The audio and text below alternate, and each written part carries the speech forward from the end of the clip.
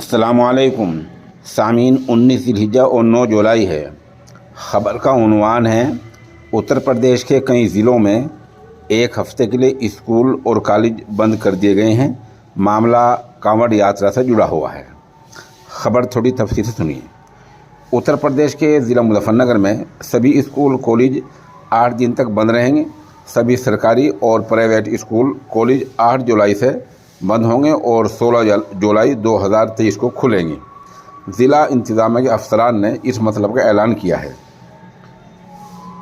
उधर कांवड़ यात्रा के चलते मेरठ में भी सभी स्कूल और कॉलेज 10 जुलाई से बंद रहेंगे और बागपत में भी इसी तरह 10 जुलाई से 17 जुलाई तक स्कूल और college, degree college, coaching centre सब कुछ बंद रहेंगे।